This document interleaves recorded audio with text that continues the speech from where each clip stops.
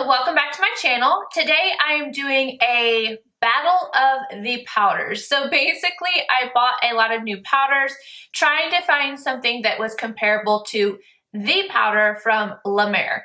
Now before I get into this, if you're loving my freckles like I am, because I'm kind of obsessed with this look, I recorded this video. It was my last one put up, so I'm going to link it down below. Anywho, back to what we came here for. So if you watch my channel, you know that I'm absolutely, utterly obsessed with the La Mer powder called The Powder. It's a translucent powder that has a little bit of like an apricot color to it. It does lighten my foundation a little bit, but it gives this beautiful radiant glow. I like to both set my foundation with it, and I especially love to take a brush and buff it over the finished result. So it kind of makes everything have a more seamless appearance, no edges. It looks glowy and gorgeous. So when I found out that they're discontinuing this, which is kind of debatable, we don't know if they're discontinuing it altogether or if they're going to reformulate it, repackage it. All I know is I've been told a million times it's being discontinued, so I'm going with it. I bought a bunch of backups because I can't live without this powder. However, if it's discontinued, I cannot sit here on camera and be like, you know, I'm just sitting here using my La Mer powder. So I tried to find something that was comparable to it in case it does happen and you guys would like to have the same kind of result. Now I do have a different powder on my face today, which I think is the closest dupe for this, but it costs so much more. But at least there is something in this pile. So anyway, this is what I'm comparing everything to, and most of these powders, I'll go ahead and tell you, they do not hold a candle nothing to this. Like it just, they don't, but we'll get into that. The very first powder that I was interested in looking at was the powder from La Prairie. Oh my gosh, I totally forgot what it's called. I'll insert it down below. It's just a translucent powder. Tati talked about it and she compared her love for that powder to the powder, which is actually where I learned about the powder. So I was like, well, if Tati loves it, I'm going to love it too. So it's $100 though. I went to Nordstrom. There's a Nordstrom where I work, and I was like, you know, they know me there, and I don't like to return $100 items, especially to people that get commissioned. Like Sephora, they are not commissioned. Most MAC places, not commissioned, although they have goals. It's still like something about taking out of someone's pocket really bothers me. So I got a sample, and I got a sample like 3 times to make sure. I don't like that powder. I really don't. I liked it when I first put it on, but I looked cakey as I will get out at the end of the day. So I did not purchase it because I did not want to return it, because I did not want to spend $100 on a powder and then it sit here. Like if I bought it from Beautylicious, okay, well, I'll send that back. But no, not going to do that to somebody. So I didn't like it. That doesn't mean that you're not going to like it. It wasn't for me. What I find the La Prairie powder to be most comparable to is the MAC Mineralized Skinfinish. This one's pressed, obviously, and it's not translucent, but the kind of finish it gives to the skin initially is comparable to this. And I love this powder, but I don't look cakey by the end of the day wearing this one.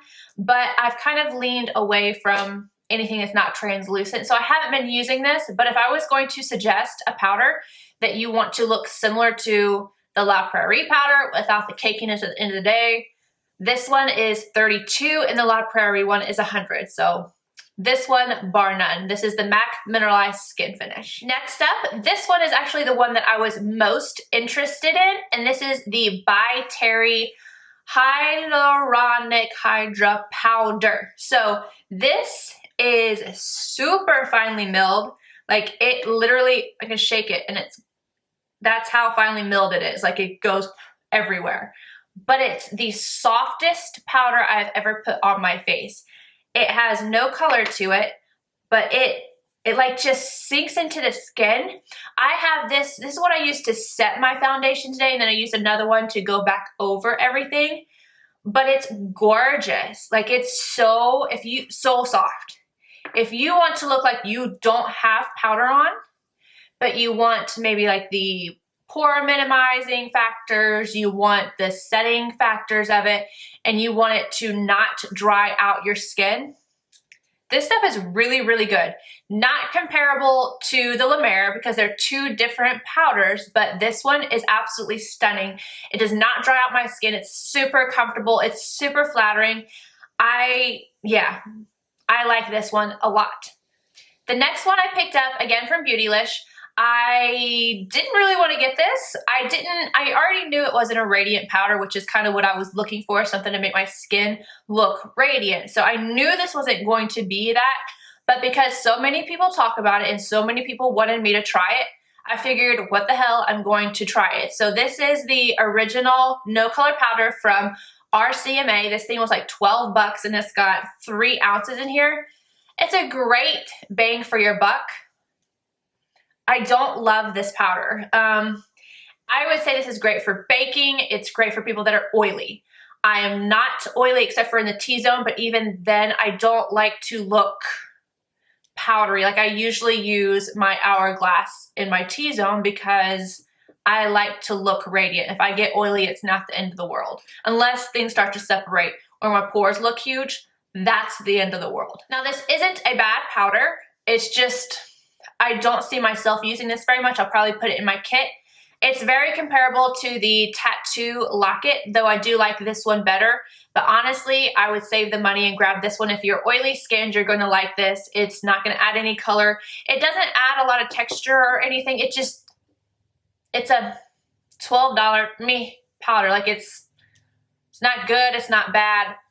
That's just my opinion though. Like no offense, if you love this powder, that's amazing. Yeah, kudos to you. I just don't love it. And yeah, kit, you're not gonna see me using this in my videos. Sorry. Also, I should have said about this one, I do not like this to go back over my makeup. And that's the biggest thing is I can find 10 million powders to set my foundation and concealer. I want something that's gonna give me a radiant finish at the end. So the very last powder that I kind of finished my makeup with, that's what I was looking for.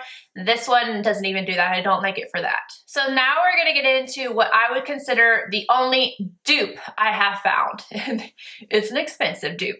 So this is what I have on my skin today. It is radiant. I set it again with the hyaluronic powder. And then this is what I use to go over everything. So if you want to see how this looks in action, I've got the link down below for this makeup look. You can see it, and I will start using this in my videos for sure. I really, really like this powder, but it is messy.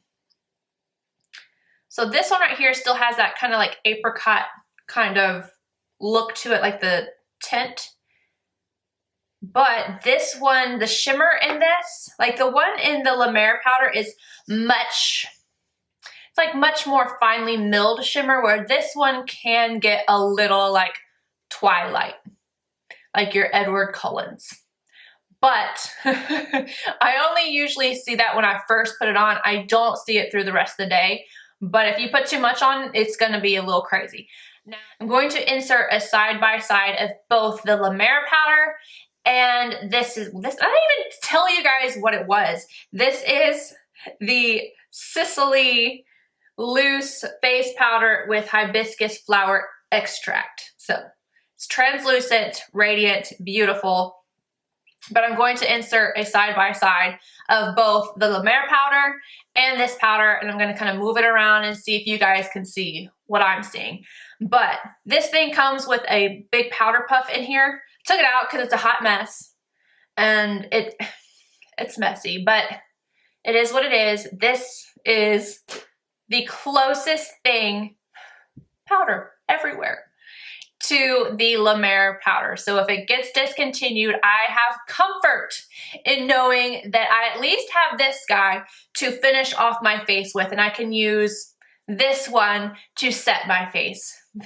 La Mer, I swear, you just made my life so difficult, but it's okay.